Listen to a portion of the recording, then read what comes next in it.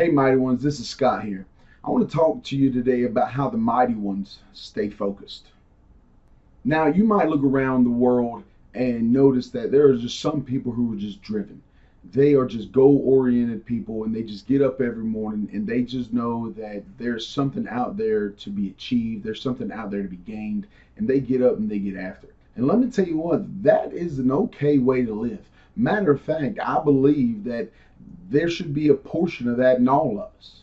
One of the biggest things that you can do is to be goal oriented.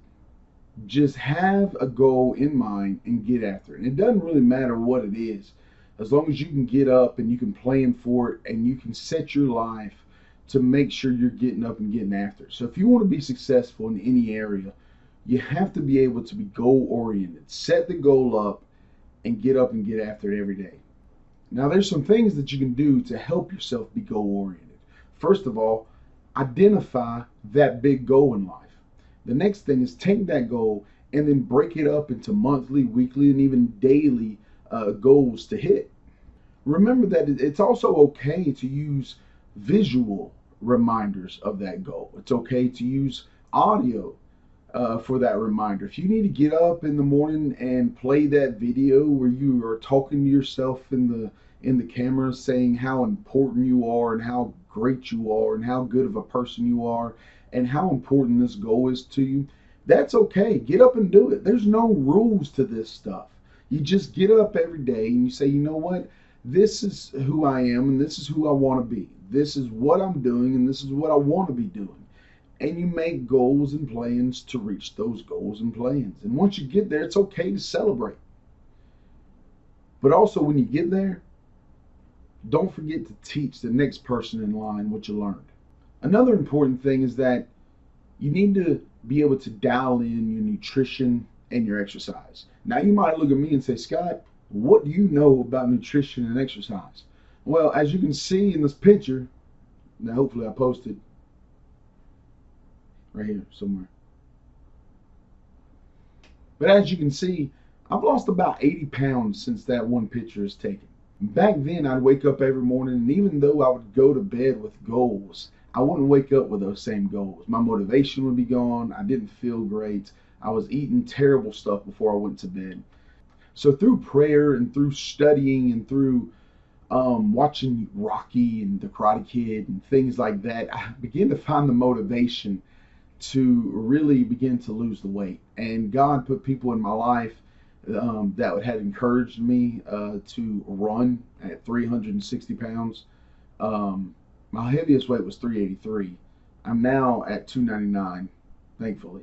And in losing that weight, in dialing in my nutrition, in exercising, I found how helpful it was that those things are helping my goals in other areas of my life. Also, one of the biggest things, I learned to structure my life. I started to create rhythms to the mission. I started to say, you know, if I can get to this point in this goal, I will reward myself in this way. And if it was weight loss, I wouldn't reward myself with food. If it was money, I wouldn't reward myself with going out and spending it. If I was trying to hit a savings account goal, right, when I hit that goal, I didn't go out and spend the money. My wife didn't go out and spend the money. That makes a whole lot of sense. No, I'm joking. She didn't go out and spend the money.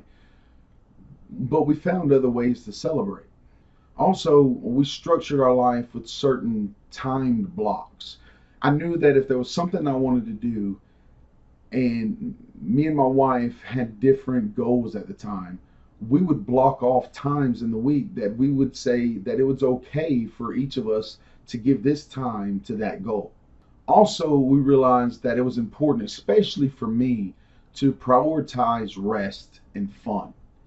And the reason that was important was because I'm the kind of person that once I dive into something, I'm all the way in. I'm head first, up above my neck, diving, swimming around in it. And that's just the way I am. I have to get in. I have to get after it. I have to work my tail off, right? And to the point where I just get so exhausted and frustrated because either one, I'm not seeing the goals that I want or seeing the results that I want to see, or two, I'm seeing the results and nobody's willing to celebrate with me. And I just get burnt out. And I ended up falling into depression. I ended up falling into just a place to where, you know, I didn't want to be around anybody. I didn't want to spend time. I didn't want to see people because either one, I felt like that they didn't care about my goals and results, or if they did care about my results or my goals, it was what they could benefit from it. And so that put me in an awkward place. But I realized that she was there and she was always supporting my goals and results. So, you know, I focused on spending that time with her and getting that rest and relaxation with her because she was the one that was constantly there. But more importantly, I found that getting that rest, spending that time with God, and spending that time just alone doing what Scott wanted to do was just as beneficial. A big thing is that I learned how to have mental discipline. I learned how to practice prayer at certain times in the day. My habits in the morning are use the restroom, shower if I need it, get dressed, eat my breakfast, go to work. When I get to work, I have this little blue New Testament Bible that I open up and it's got the Psalms in it. And I try to make a habit of reading those Psalms every morning. Now, if the day comes where I don't have the opportunity, maybe I'm, you know, called out of the office relatively quickly, I try and be very attentive that as soon as I can get back to the office, as soon as I can get back, I'll read that little bit of scripture. Now, maybe yours is not scripture, right? Maybe yours is just a word of encouragement.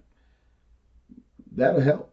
Also, with that mental fortitude, I learned how to resist certain temptations, certain impulses, right?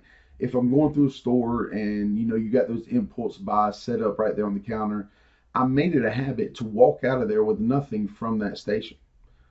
Also with food, right? If I'm trying to lose weight, I realize that there's certain triggers that I have.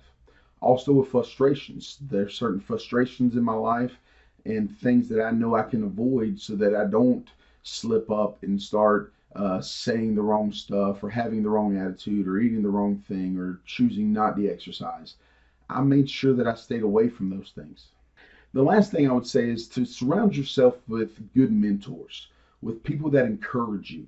Surround yourself with people who won't sugarcoat things, that will tell you the truth, but will do so in love. So let's just summarize for a second. Number one is to be ruthlessly goal oriented.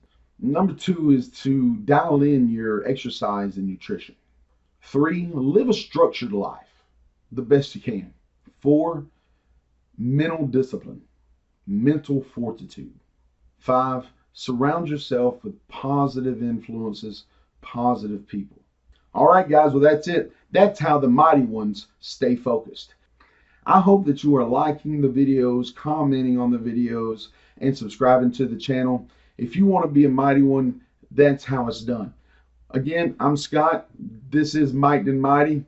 Glad you watched the video. Drop us a like. I'm out.